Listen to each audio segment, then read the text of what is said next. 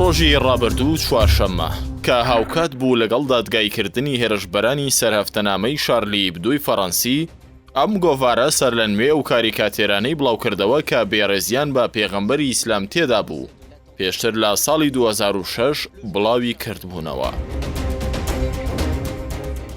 بەرلەوەی هەفتەنامەکە سەر لە نوێ کاریکاتێرەکان بڵاو بکاتەوە و لە وەڵامی پرسیاری ڕۆژنامەنووسان لە بەیروتی پایتەختی لوبنان ئیمانوێڵ ماکرۆنی سەرۆکی فەڕەنسا بە پاساوی ئازادی بیرروڕا و ڕۆژنامەگەری خۆی بوارد لەوەی ڕەخنە لەو ڕەفتارەی هەفتەنامەکەی وڵاتەکەی بگرێت کە هەستی زیاتر لا 1 ملیار مرۆڤ لەسەر زەوی بریندار دەکات.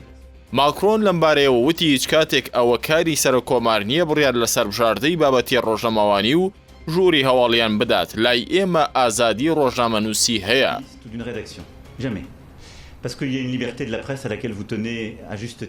هەر لەو ڕۆژەدا کاتێک ڕۆژنامەی لۆڤیگارۆی فەڕەنسیەواڵێکی کۆبوونەوەی سەرۆکی وڵاتەکەی لەگەڵ سەرۆکی کوتلەی حەزبوڵای لوبنانی دزە پێدەکات و بڵاوی دەکاتەوە، ئێمانوێڵ ماکرۆن هاستیار دەبێت و بیری دەچێتەوە کە لە وڵاتەکەی ئازادی ڕۆژنامەوانی هەیە. باپەی تۆمارێکی ڤیدۆی سەرۆکی فەڕەنسا لە بەیروت و بە بەرچاوی ژمارەیەکی زۆر لە ڕۆژنامەوانان و خەڵکانی دیکەوە باتوندی و بەدەنگی بەرز سەرزانشتی پێامنێری لۆڤیگارۆ دەکات و بەبێ باک ناوی دەبات. ڕۆژنامەی لۆڤیگارۆ لە سەرزاری جۆرج مالبرۆنۆت پێامنێرەکەیەوە ژمارەی قسەی نەبیسترا و هەستیاری بڵاوکردەوە و ڕەخنەی ئەوەشی لە ماکرۆن گرتبوو کە لە پێناو پێکێنانی حکوومەتی نوێ فشاری خسۆتە سەر سیاسیەکانی لوبنان. تۆڕی LCI فەڕەنسی بەشێک لە تووڕەبوونی سەرزانشتەکانی سەرۆکی فەڕەنسای بەرامبەر بە پەیامنێرەکەی لۆڤیگارۆی بڵاوکردەوە کە بە دەنگی بەرز پێی دەڵێت بە بڵاوکردنەوەی ئەم هەواڵە بێباکیت بەرامبەر هەستیاری بابەتەکە و هەستنەکردنت بە بەرپرسیارەتی بەرامبەر فەڕەنسا و سیاسەکانی لوبنان نیشان دەدات. ئەمەش کە کردوتە پێچەوانەیە لەگەڵ ئیتیکی کاری ڕۆژنامەوانی. Ce que vous avez fait là, compte tenu de la sensibilité du sujet, compte tenu de ce que vous savez de l'histoire de ce pays, est irresponsable.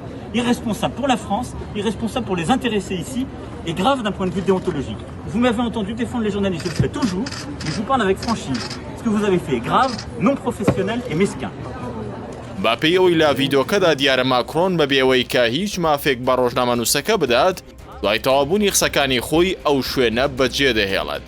فەڕەنسای ماکرۆن کە باس لە ئازادی بیرروڕا و ڕۆژنامەگەری دەکات، مێژوویەکی ڕەشی لە داگیرکاری و کوشتوبڕی لە ئەفریقیا و وڵاتانی خۆرەڵاتی ناوەڕاست هەیە. ئێستاش کە لەسەری شۆڕشگێڕە جەزائیری و سووری و تونسی و میسڕیەکان لە مۆزەخانەی مرۆڤ لە پاریسی پایتەخت نمایش دەکرێن و دەسەڵاتی وڵاتە خۆ بە نمایشکردنیانەوە هەڵدەکێشێت.